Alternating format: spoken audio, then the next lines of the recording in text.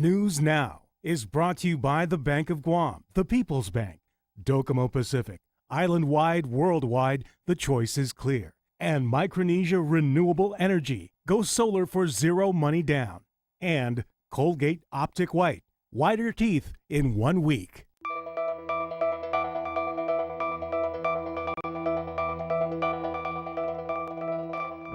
From the Pacific News Center in Hagåtña, Guam, here's Clint Rogel and Janella Carrera, Betsy Brown,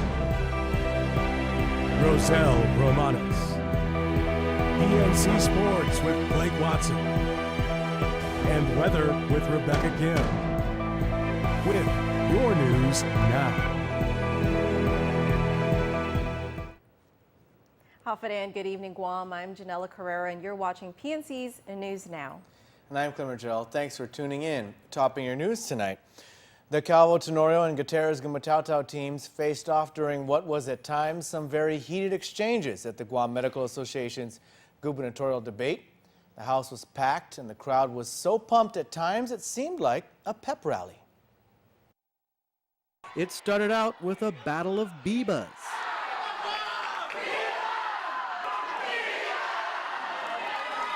After some formalities, the two sides engaged.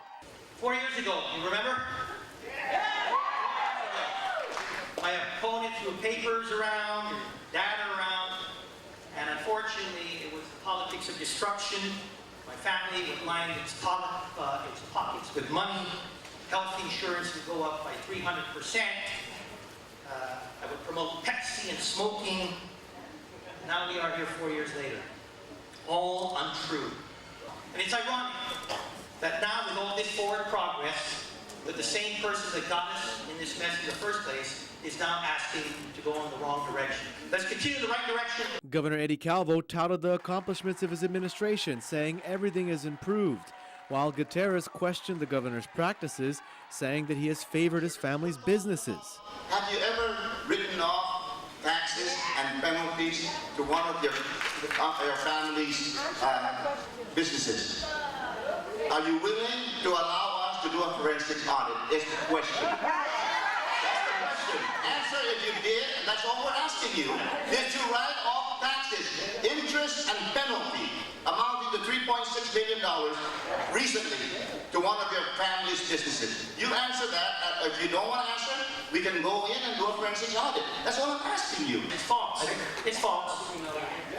It's false, as usual, coming from him.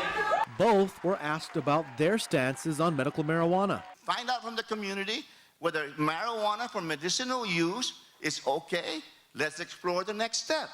We need to reinvent what's happening with our war on marijuana. Too many people are in jail for the use of marijuana when it should not happen. It is not a crime that you people would want somebody to be taken away from their families. We better have the necessary resources to ensure that it's properly regulated, because we don't want another black market to occur or substance abuse. The next gubernatorial debate, called the Great Debate, is scheduled for Thursday, October the 30th at the University of Guam Fieldhouse at 7 p.m. It was a forum with no boys allowed. From medical marijuana to domestic violence, female senatorial candidates were engaged in a forum hosted by students at the Academy of Our Lady of Guam. The candidates picked numbers from a bowl and were then given a question. Here's how they did. 8 on the Democratic ballot, but I get number 23. Number 23. Comprised of candidates Michelle Taitino, Speaker Judy Wonpat, Mary Camacho Torres, incumbent Aline Yamashita, Hope Cristobal, Judy Guthertz, incumbent Tina Munya Barnes, and Narissa Underwood. All 8 female senatorial candidates answered questions from Academy students that covered a range of topics. Would you support the lowering of the voting age to 16 or 17? I think right now we already have an issue with getting our 18-year-olds to register and vote. What do you believe is the strongest issue in your platform? The strongest issue on my platform is my wanting to clean all the toxic contaminated sites on this island. The number 2 killer on Guam is cancer.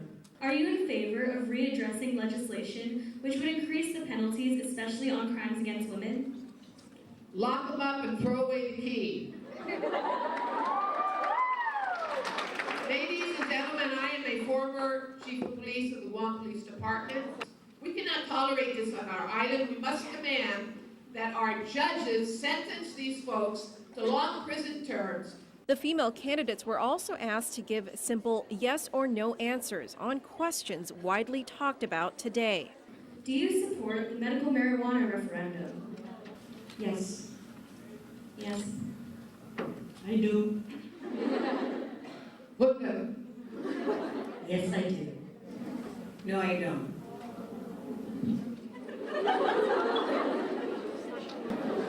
Okay. No. Do you support Chamorro's self-determination? Oh, yes.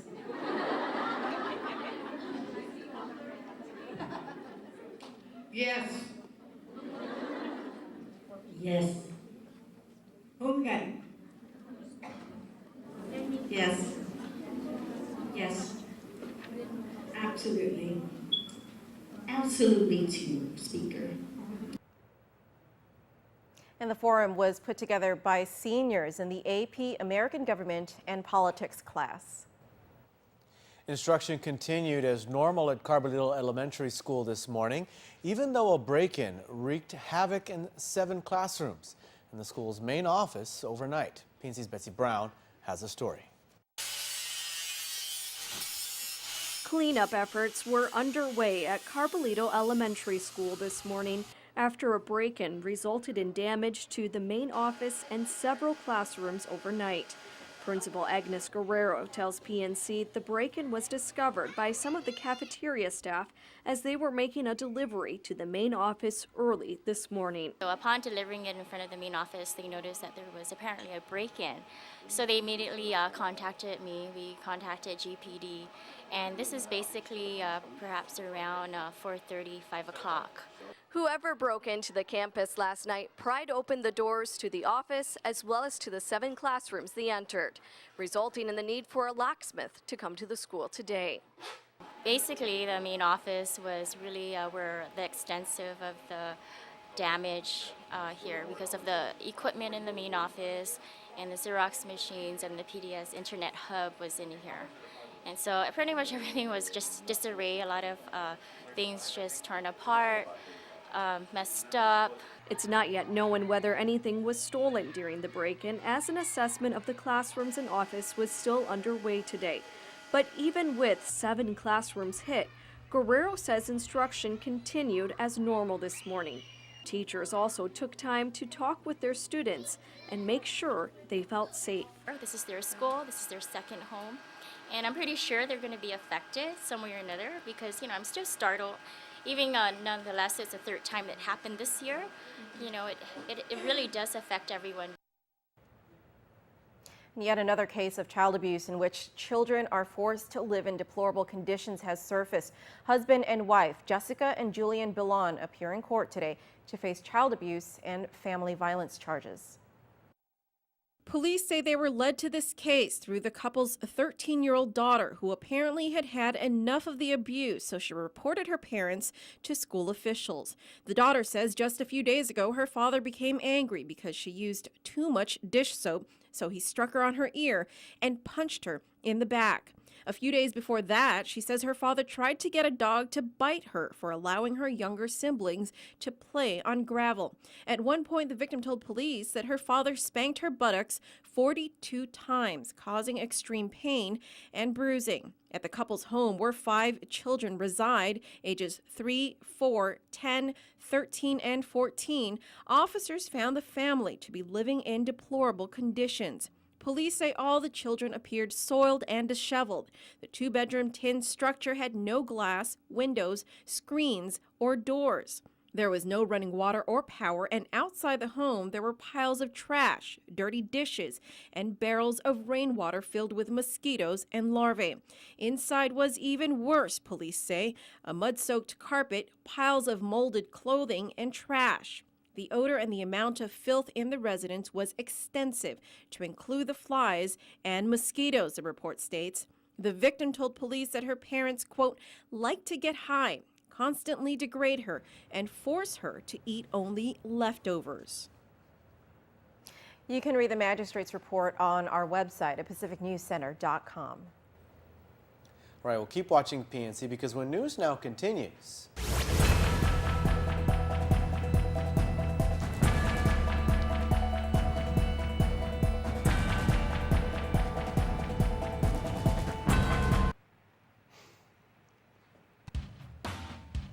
Cougars claw their way to the top, and the Rovers ram Hyundai in soccer. Let's kick it in the PNC Sports Report. See you at a few.